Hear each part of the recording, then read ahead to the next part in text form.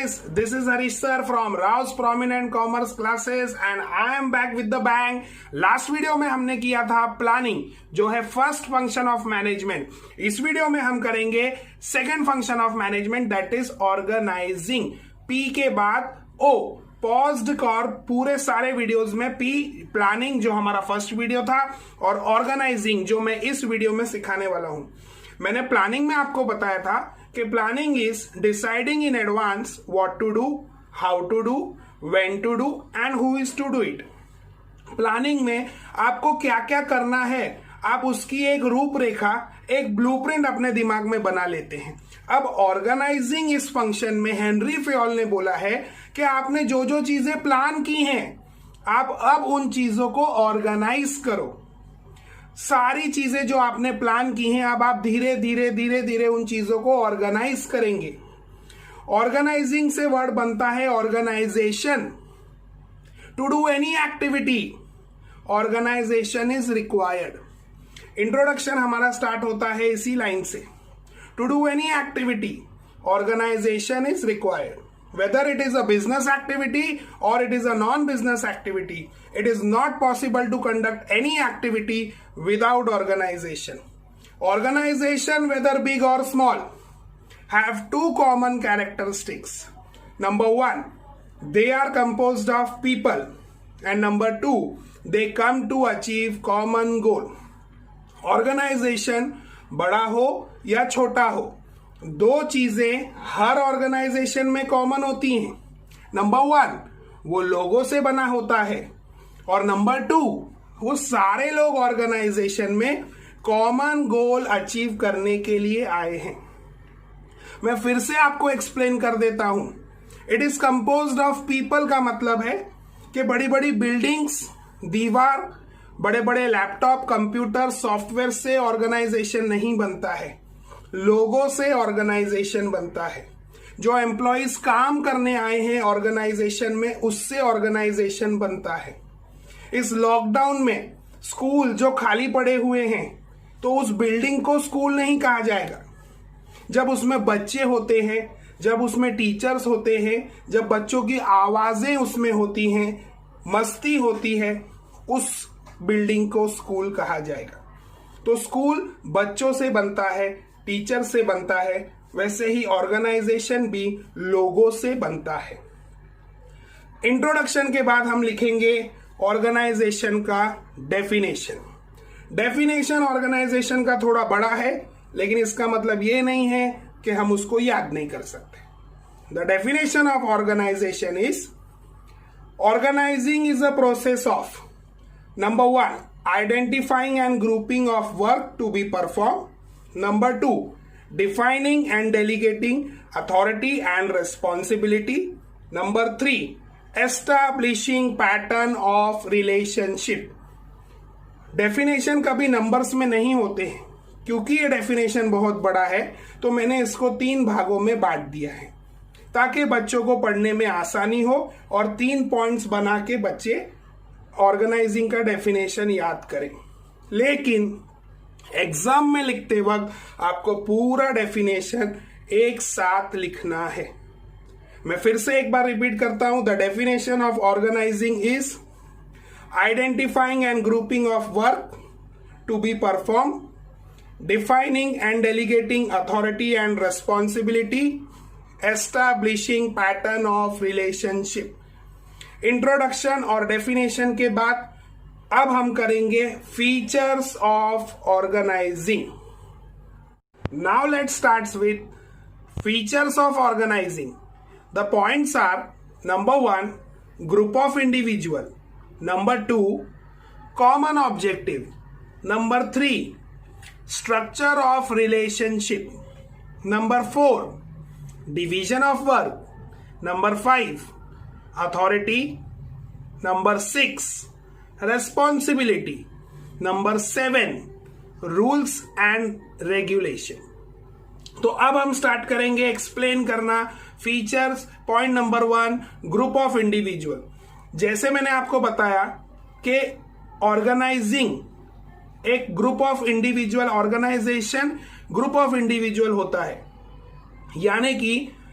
चार दीवारी से घर नहीं बनता है, जब घर में फैमिली मेंबर्स होते हैं उससे घर बनता है। तो ऑर्गेनाइजेशन भी दीवारों से नहीं बनता है। Group of individuals, those who come together for achieving common objective in the organization, उन people से, उन लोगों से ऑर्गेनाइजेशन बनता है। तो फर्स्ट पॉइंट में हमको ये बताना है कि organisation is a group of individual who have came together for achieving common objective. Second point, that is common objective. जो भी लोग ऑर्गेनाइजेशन में काम करने आ रहे हैं वो अपने पर्सनल इंटरेस्ट के लिए नहीं आ रहे हैं।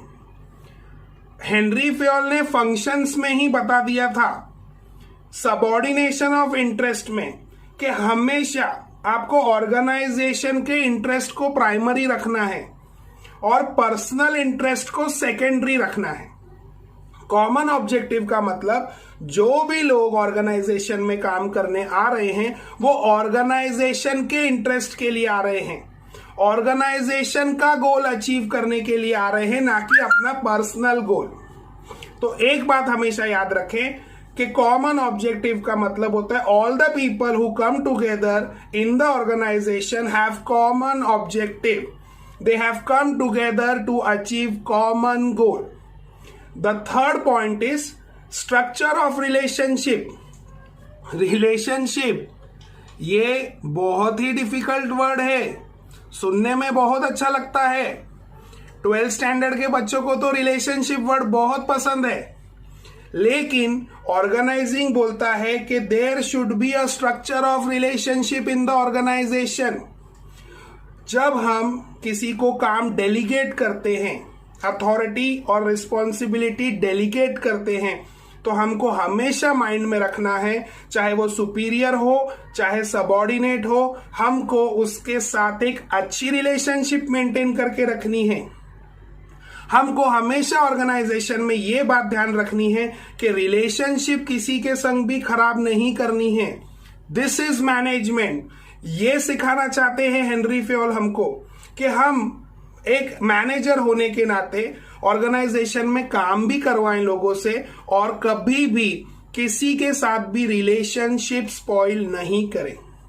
Organization is a structure, is a body of individuals who have come, whether it is superior or subordinate, everyone should have mutual respect. Superior को भी सबऑर्डिनेट को रिस्पेक्ट देना है और सबऑर्डिनेट को भी सुपीरियर को रिस्पेक्ट देना है। बोर्ड ऑफ डायरेक्टर हो या वॉचमैन हो, everyone should get respect. So structure of relationship point में आपको यही बताना है कि वेदर इट अ सुपीरियर और subordinate, there should be mutual respect for everyone. The fourth point is division of work. ये वाला पॉइंट तो हमने प्रिंसिपल्स ऑफ मैनेजमेंट में भी किया है। The work in the organisation should be divided among individuals and departments. पूरे organisation के काम को डिपार्टमेंट्स में और इंडिविजुअल्स में बांट दो। This brings specialisation. इससे स्पेशलाइजेशन आएगा ऑर्गेनाइजिंग में, काम बेहतरीन तरीके से होगा, बेस्ट काम होगा, एफिशिएंसी से काम होगा और कॉस्ट कम होगा, क्वालिटी बढ़ेगी, क्वांटिटी बढ़ेगी। और जब आप किसी माहिर को, किसी एक्सपर्ट को वो काम देंगे तो वो अपने काम में इनोवेशन भी लेके आएगा, यानी कि कुछ नया करके दिखाएगा। तो डिवीजन ऑफ वर्क ये पॉइंट बोलता है the work in the organisation should be divided among individuals and departments. This brings specialisation in the organisation. It will increase quality, quantity and reduces cost. It also leads to innovation. The fourth point is authority. Authority means power to take decision. किसी के भी पास authority का मतलब होता है कि उसके पास decision लेने का पावर है, power to take decision. Authority आप डेलीगेट करते हो अपने सबऑर्डिनेट को, इसका मतलब आप उसको वो पावर दे रहे हो कि वो अब इस काम को पूरा करने की सारी अथॉरिटी उठाएगा।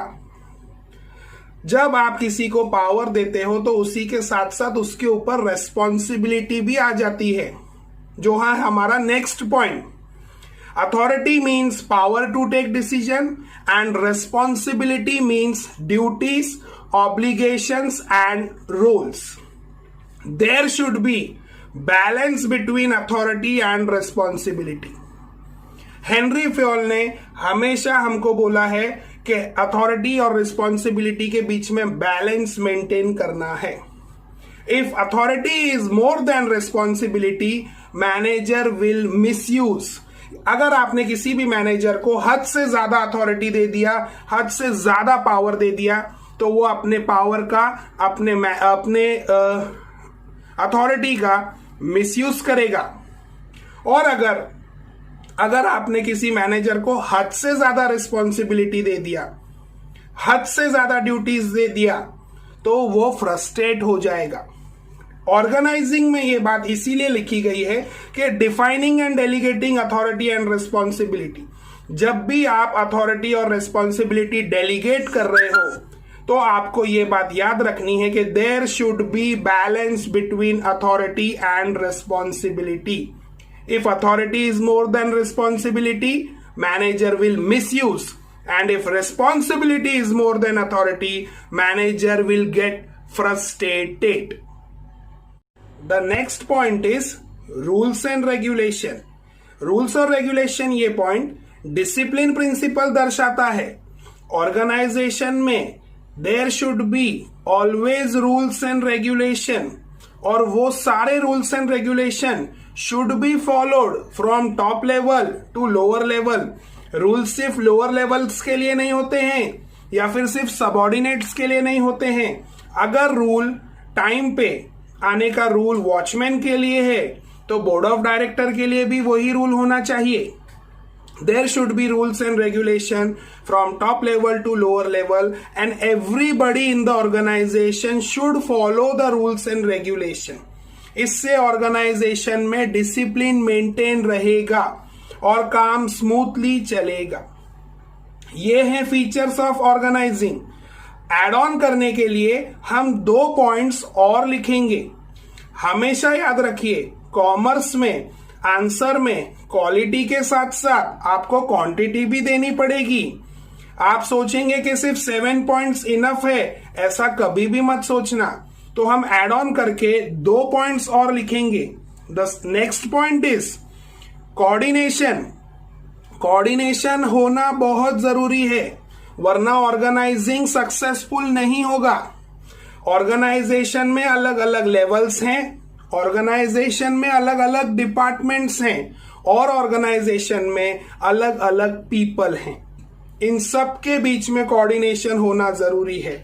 उसी को अच्छा ऑर्गेनाइजिंग कहा जाता है। हर आदमी एक दूसरे के साथ कोऑर्डिनेट करेगा, हर लेवल एक दूसरे के साथ कोऑर्डिनेट करेगा, हर डिपार्टमेंट एक दूसरे के साथ कोऑर्डिनेट करेगा। इसे अच्छी ऑर्गेनाइजिंग कहते हैं। Superior should coordinate with subordinate. Top level coordinates middle level coordinates lower level, and lower level coordinates subordinate. इससे अच्छी ऑर्गेनाइजिंग कहते हैं।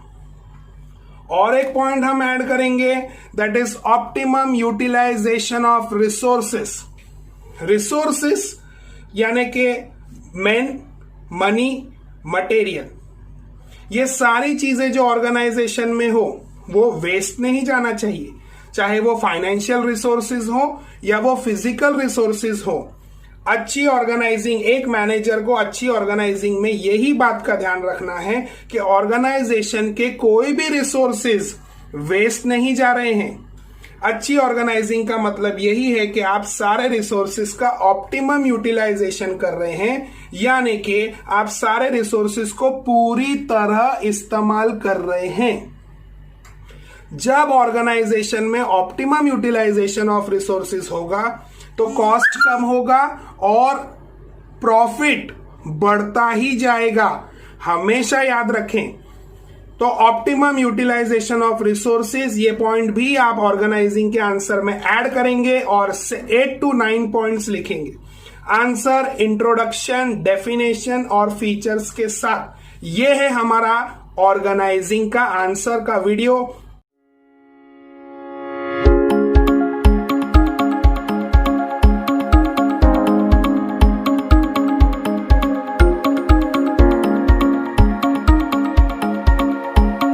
और बच्चों, मैं आपका हरीश सर फिर से आ गया हूं, क्योंकि अपना प्लानिंग और ऑर्गेनाइजिंग फंक्शन हो गया है।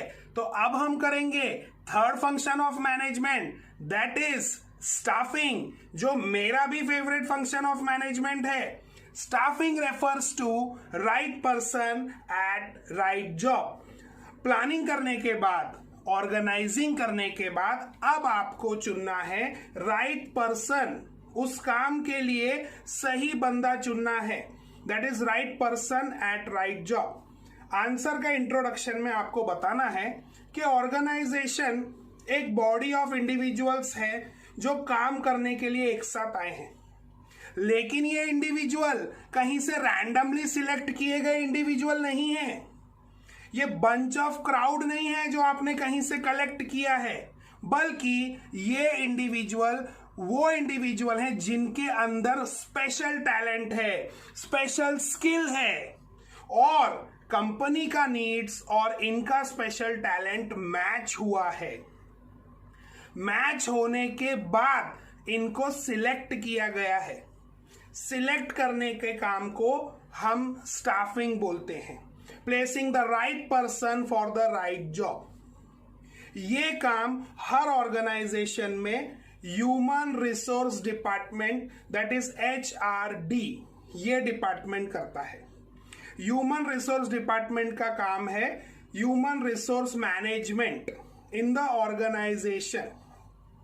तो हम इंट्रोडक्शन लिखेंगे, any organisation is a body of individuals who have come together for achieving common objective.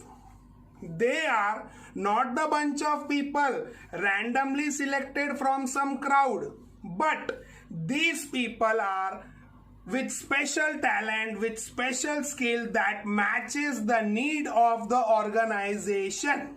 ये वो लोग हैं जिनका स्किल, जिनका टैलेंट कंपनी के रिक्वायरमेंट से मैच हुआ है। आगे जाके फ्यूचर में आप लोगों को भी बहुत सारे इंटरव्यू देने पड़ेंगे, कहीं कहीं किसी किसी कंपनी में आप सिलेक्ट होगे। इसका मतलब यह है कि आपका टैलेंट और कंपनी का रिक्वायरमेंट मैच हुआ है। और अगर किसी कंपनी में अगर आप सिलेक्ट नहीं होगे तो निराश नहीं होने का, पॉजिटिव एटीट्यूड रखने का और ये सोचने का कि शायद मेरा टैलेंट और कंपनी का रिक्वायरमेंट मैच नहीं हुआ होगा। Always have positive attitude towards life. कोशिश करने का, कीप ऑन ट्राइंग। कोई ना कोई कंपनी होगी जिसमें आपका टैलेंट मैच होगा कंपनी के रिक्वायरमेंट से। तो आपको लिखना है, these people are with special talents and skill that matches the need of the organisation. इसको एक हम ब्लेंड बोलते हैं, एक कॉम्बिनेशन बोलते हैं। इस कॉम्बिनेशन को कोई कोइंसिडेंस से नहीं होगा। इसके लिए आपको एक सिस्टमैटिक और एक साइंटिफिक अरेंजमेंट करना पड़ता है, और उस सिस्टमैटिक साइंटिफिक एक्टिविटी का नाम है स्टाफिंग।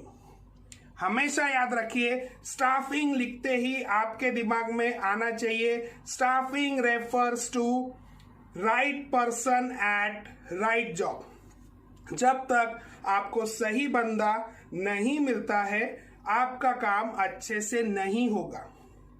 आपको सिलेक्ट करते वक्त, बंदे को सिलेक्ट करते वक्त ये हमेशा याद रखना है कि उसके अंदर वो काम करने की कैपेबिलिटी, कैपेसिटी, टैलेंट, स्किल है या नहीं। सही बंदा चुनना सही काम के लिए स्टाफिंग कहलाता है। ह्यूमन रिसोर्स डिपार्टमेंट, हर ऑर्गेनाइजेशन का HRD डिपार्टमेंट ये काम करता है। Staffing refers to management of human resource in the organisation. ये लाइन भी आपको इंट्रोडक्शन में लिखना जरूरी है। It is the result of systematic and scientific activity called staffing. और अगर आपको ये लगता है कि एचआर का काम सिर्फ इंटरव्यू लेना और लोगों को सिलेक्ट करना है, तो ऐसा बिल्कुल भी नहीं है। Staffing includes following elements. They are number 1 recruitment and selection, number 2 placing right person at right job, number 3 promotion and transfer, number 4 performance appraisal, number 5 training and development, and the last is motivating and rewarding the employees। आपको लगेगा कि HR का काम सिर्फ interview लेना है, तो ऐसा नहीं है। स्टाफिंग में रिक्रूटमेंट आता है, सिलेक्शन आता है, ट्रेनिंग आता है, डेवलपमेंट आता है, performance appraisal, placing right person at right job, motivating and rewarding the employees। ये सारे एलिमेंट्स इंक्लूड होते हैं स्टाफिंग में। इसके लिए स्टाफिंग को एक मल्टी डायमेंशनल फंक्शन बोला गया है। ये रहा हमारा इंट्रोडक्शन। इंट्रोडक्शन के बाद आपको एक डेफिनेशन लिखना जरूरी है। मैंने आपको हमेशा बोला है कि डेफिनेशन लिखते ही एग्जामिनर के माइंड में एक अलग इंप्रेशन पड़ता है। आंसर हमेशा इंट्रोडक्शन, डेफिनेशन और फीचर्स स्टेप बाय स्टेप जाना चाहिए।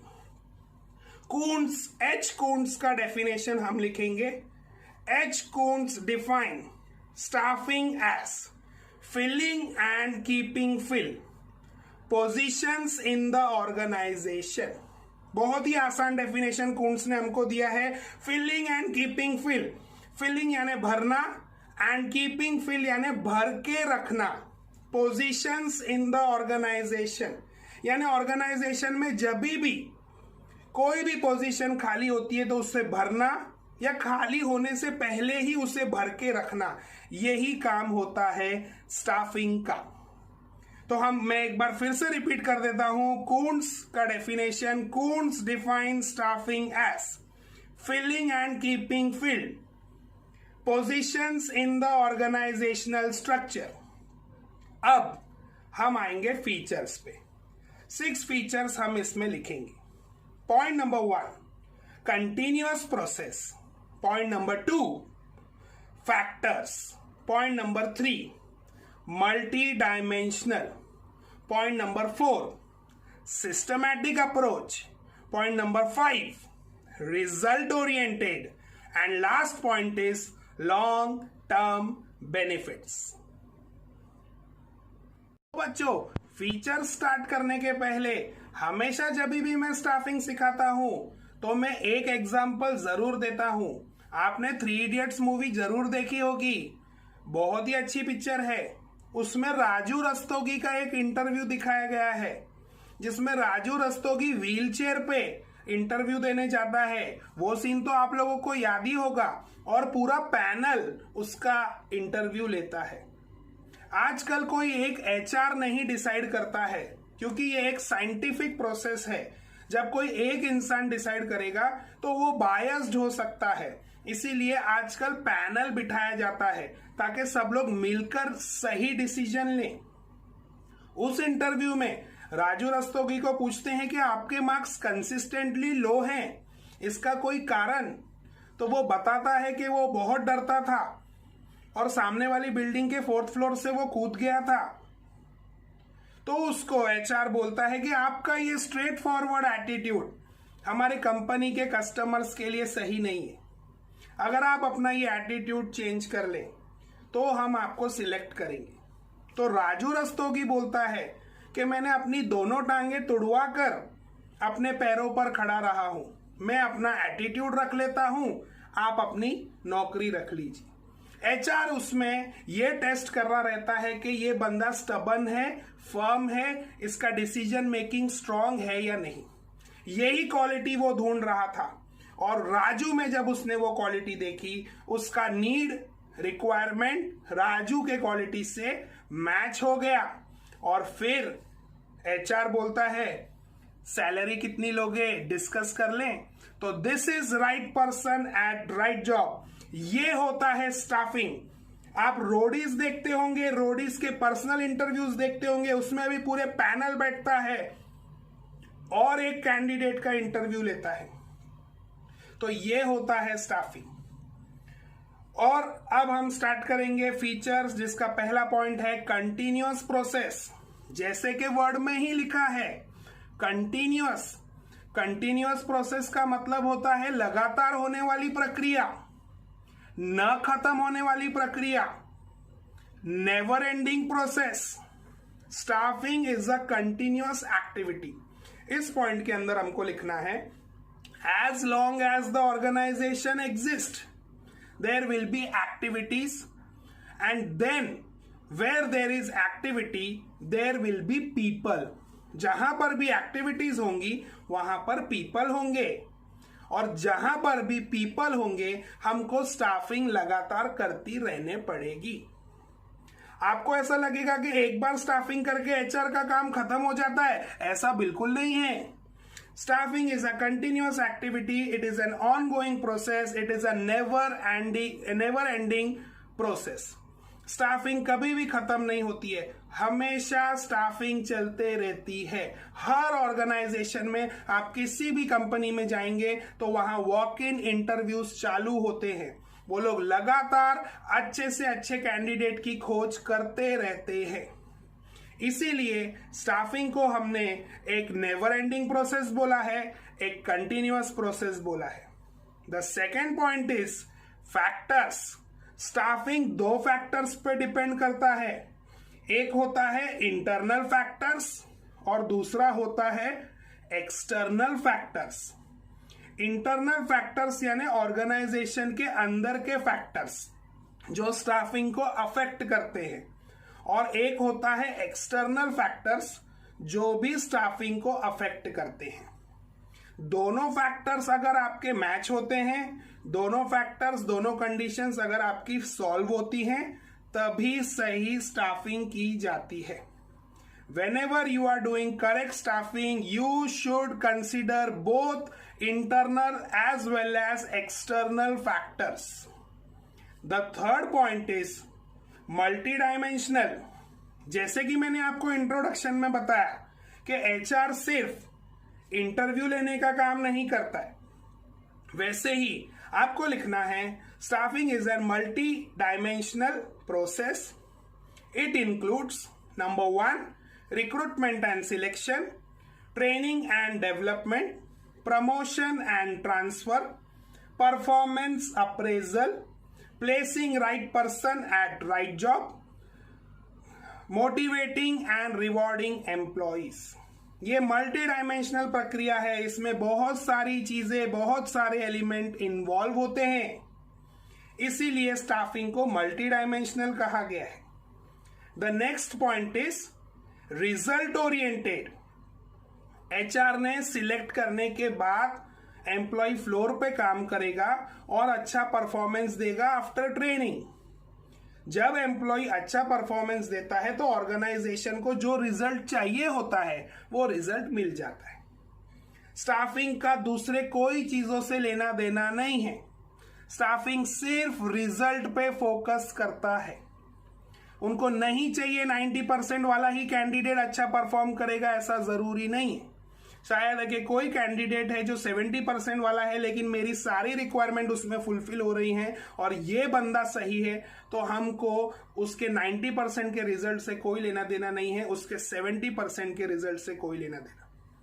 Staffing is a result oriented process. वो कोई दूसरी चीजों को इंपॉर्टेंस नहीं देता है, वो सिर्फ रिजल्ट को इंपॉर्टेंस देता है। Next point is systematic scientific activity. देखो स्टाफिंग है ना, वो एक सिस्टमैटिक काम है। जैसे पहले रिक्रूटमेंट होगा, फिर आपका इंटरव्यू होगा, फिर सिलेक्शन होगा, फिर ट्रेनिंग दी जाएगी, फिर डेवलपमेंट, फिर ट्रांसफर, फिर हर चीज स्टेप बाय स्टेप होगा। जैसे साइंस में होता है हर चीज सिस्टमैटिक होती है, वैसे ही स्टाफिंग को भी एक साइंटिफिक प्रोसेस बोला गया है, एक सिस्टमैटिक प्रोसेस बोला गया है। इसीलिए हम लिखेंगे कि staffing is a systematic and scientific activity. हर चीज स्टाफिंग में स्टेप बाय स्टेप होगी। And the last point is long term benefits. Long term benefits का मतलब है आपको लंबे समय के लिए फायदा होगा। सही कैंडिडेट चुनोगे तो, right person for the right job चुनोगे तो। अगर आप गलत पर्सन चुन लेते हो, घाई में कर लेते हो, हैस्टी डिसीजन ले लेते हो और गलत कैंडिडेट चुन लेते हो, तो आपका कैंडिडेट जल्द ही छोड़ के जाएगा, एब्सेंटिज्म बढ़ाएगा, लेबर टर्नओवर बढ़ाएगा और बार बार आपको नए कैंडिडेट ढूंढने पड़ेंगे, जिनके इंटरव्यू पे खर्चा, जिनके ट्रेनिंग पे खर्चा। वही अगर आप सही right person for the position ढूंढ लेते हो, वो कभी भी आपका ऑर्गेनाइजेशन छोड़ के नहीं जाएगा। आपको उस पोजीशन के लिए बार बार रिक्रूटमेंट करने की जरूरत नहीं है, बार बार इंटरव्यूज कंडक्ट करने की जरूरत नहीं है, नए कैंडिडेट्स को ट्रेनिंग देने की भी जरूरत नहीं है।